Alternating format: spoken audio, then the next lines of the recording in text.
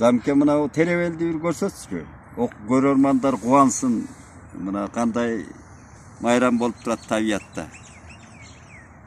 Быйыл жаан-чыл болуп карачы. Ана те Ала тоону көрсөт.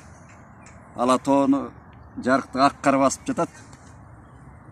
Улуу Айтмат жазгандай Ала тоонун ак кар көкмүсү мына.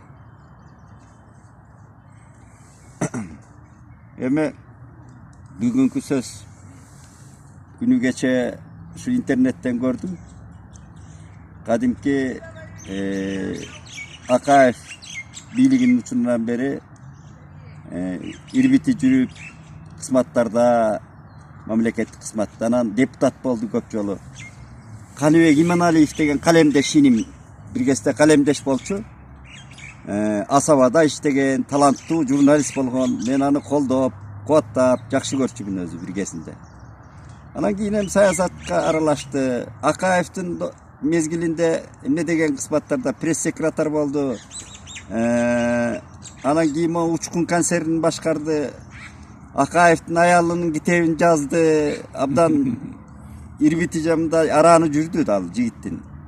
Анан эми кийин мен ренжиткени ошол эле Асаба өзү чыккан Асабанын ошол реформатор редактору Мелиса Ишимкановдун эшигине бир кап туз таштап, бул кыргыздын жөрөлгөсүндө жок бир жоруктарды баштаган бул жигит.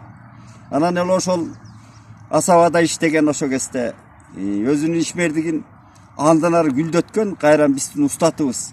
Алым Токтомушев жөнүндө дагы ал соттолгонун Алым экенин өзү да Алым эке кейип айтып берген мага. Ошол чукулап жаздырып, кайра ошол өзүнүн кудугуна түкүргөн жигит да өзү. Мындай орой айтканда абдан ошондо ренжиткен мен ошол. Кийин анан депутат болду. Алга Кыргызстандан андан Арнамыска секирди, андан Текебаевдин жанына секирди. Айтор ушул мындай бир Сталин айткандай баягы саясат өзү ойсек аялдай, бул дагы ошондой ойсекечилик кылды бул жигит. Тияка барды, бияка барды. Эми устукан тийбей калганда эле мындай оппозиция болуп чыга келишет да, булардын бул адаты биздин саясатчылардын. Күнү кече ошол бир кайсы бир залда, кайсы бир келин кыздар го көбүнчө үйүнө ошол аялдардын үйүнө чыгып атат, күлүп, шаттанышып. Ушу Жапаровду шылдыңдап эле айтып атат да, азыркы президентти шылдыңдап сөз сүйлөп атат.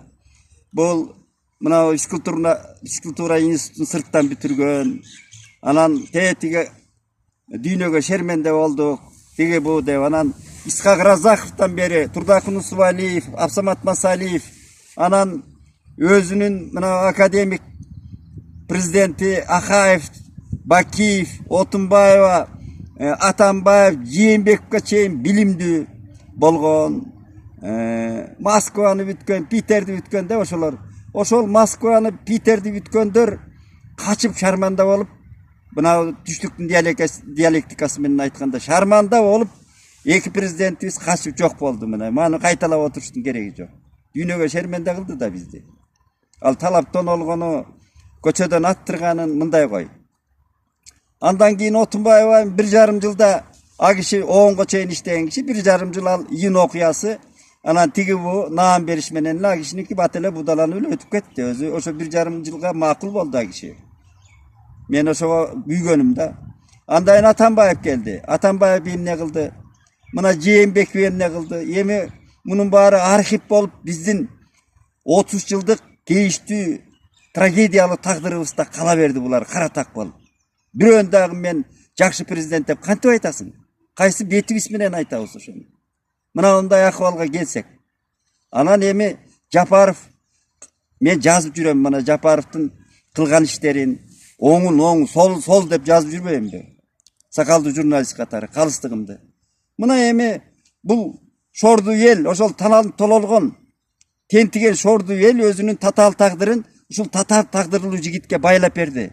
Анын билимине, анын жүргөн турганына караган жок, акыйкат сүйлөп, кумтөр деп биргесте сайрап чыгып, анан ошо кумтөр аркылуу камалып, түрмөдө отуруп, кескиленип өзү азапты көрүп, үй бүлөлүк азапты көрүп, жоготууларга учурап, анан татаал тагдырлуу жигитке шорду эл өзүнүн тагдырын кайсы бир бөлүгү, ошол элдин 3/1 бөлүгү деп кой.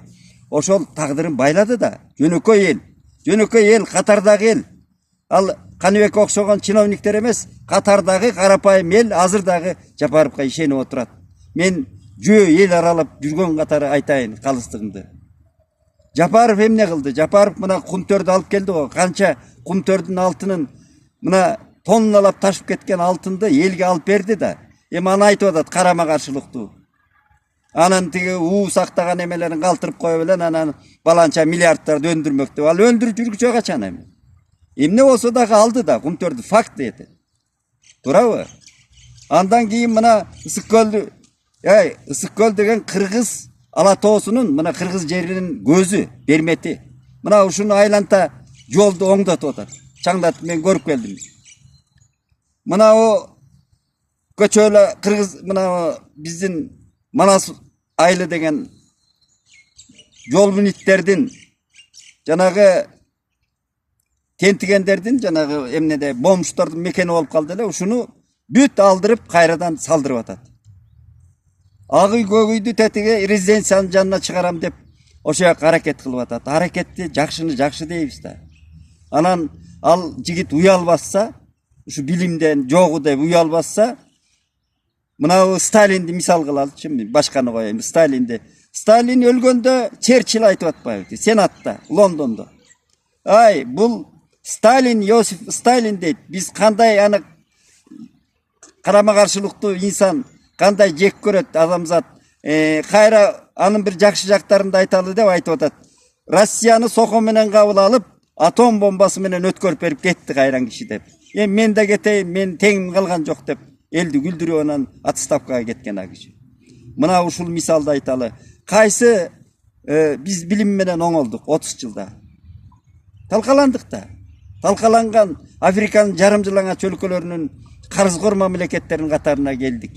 Мына Кытайга кооптуу карызыбыз мойнубузда илинип турат. Анан эми бул бузук ойлорду, каразгөйлөрдү коюш керек да. Мындай бир кыргыз биригип, бир башка биригип, анан бизде ушу ичибизди ириткен, кыргыздардын ичин ириткен ушундай бир күчтөр бар. Ушундай бир жаман ойлуу, дайыма мындай бир ылайланган бир ойду айткан биздин мырзаларды мен жакшылыкка чакырар элем да. Ошол пейилдин оңолушу, пейилдин ыймандын келиши ал адамдын өзүнөн болот. Кудайдан тилеш керек жакшылыкты. Ошону айтып коелу дедик да.